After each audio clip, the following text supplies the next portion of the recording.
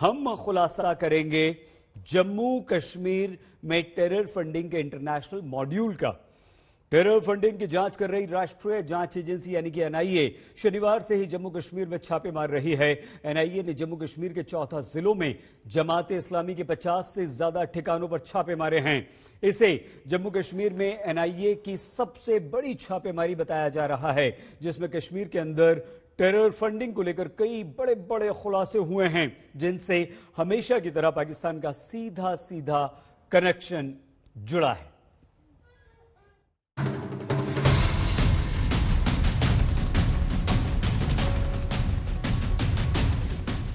स्वतंत्रता दिवस से पहले जम्मू कश्मीर में टेरर फंडिंग पर एनआईए ने ताबड़तोड़ छापेमारी की है। दिल्ली से गई एनआईए की टीम ने सीआरपीएफ और जम्मू कश्मीर पुलिस के साथ मिलकर 14 जिलों में ये छापेमारी की। श्रीनगर के अलावा बडगाम, गांदरबल, बारामूला, कुपवाड़ा, बांदीपोरा, अनंतनाग, शोपियां, पुलवामा, कुलगाम, रामबन, डोडा, किश्तवाड़ और राजौरी जिलों में ये रेड मारी है।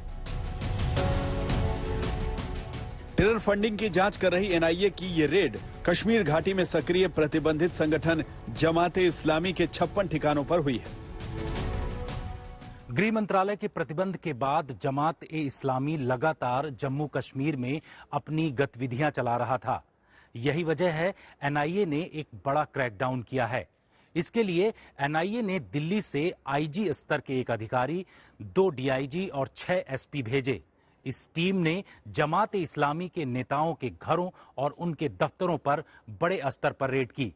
सूत्रों ने जानकारी दी है कि यहां से तलाशी के दौरान कई चौंकाने वाले दस्तावेज मिले हैं, जिसमें विदेशों से आने वाली फंडिंग भी बताई जा रही है। जिस जमाते इस्लामी के ठिकानों पर आज एनआईए ने दबिश दी, वो जम्मू कश्मीर में पाकिस्तान के समर्थन से आतंकी संगठनों को टेरर फंडिंग करने का धंधा करता है। सूत्रों के मुताबिक जमाते इस्लामी को पाकिस्तानी खुफिया एजेंसी आईएसआई की सपोर्ट हासिल है, जिसके जरिए ये संगठन कश्मीर में लश्कर, जैश और हिजबुल मुजाहिदीन को फंडिंग करने की फिराक में है।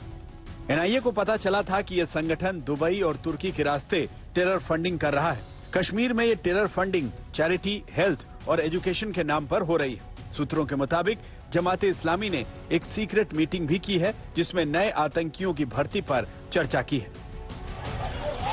खुफिया एजेंसियों ने अलर्ट दिया है कि जमाते इस्लामी का मकसद कश्मीर घाटी में एक बार फिर से पत्थरबाजी की घटनाओं में तेजी लाना था, जो धारा 370 हटने के बाद लगभग खत्म सी हो चुकी है। सिक्योरिटी फोर्सेस का बिलीफ है कि जमाते इस्लामी जो है प्रो पाकिस्तान है, एंटी नेशनल है, प्रो मिलिटेंट्स है और कश्मीर में बड़े पैमाने पर वहाँ के युवकों को प्रभावित करता है।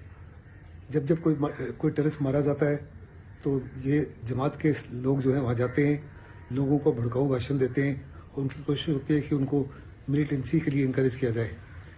कुछ का कहना तो ये है कि कश्मीर की प्रॉब्लम का मुख्य कारण ही जमात है। जम्मू कश्मीर में टेरर फंडिंग पर एनआईए की ये सबसे बड़ी छापेमारी है, जिसकी तैयारी कई दिनों से चल रही थी।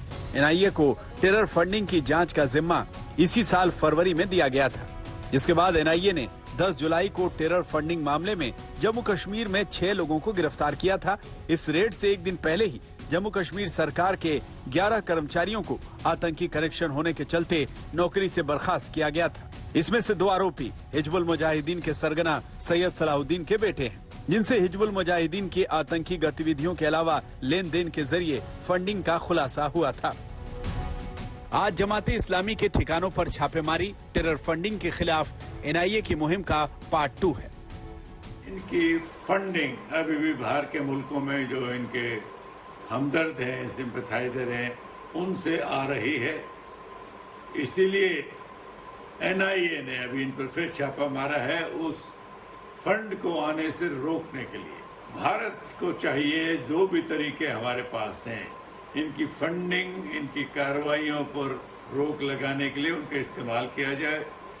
ये देश के खिलाफ काम कर रहे हैं, देश की सुरक्षा के खिलाफ, और ये मिलिटेंट के साथ मिलाप रखते हैं, उनको फंडिंग भी करते हैं और कश्मीर को भारत से अलग करने का इनका इरादा है। अब ये साफ हो चुका है कि धारा 370 खत्म होने के बाद कश्मीर घाटी में आतंकवाद और पत्थरबाज दोनों ही अपनी अंतिम सांसें गिर रहे हैं, क्योंकि उनके पास अब ना तो लोग बचे हैं ना ही पैसा। जितेंद्र बहादुर सिंह के साथ आज तक ब्यूरो।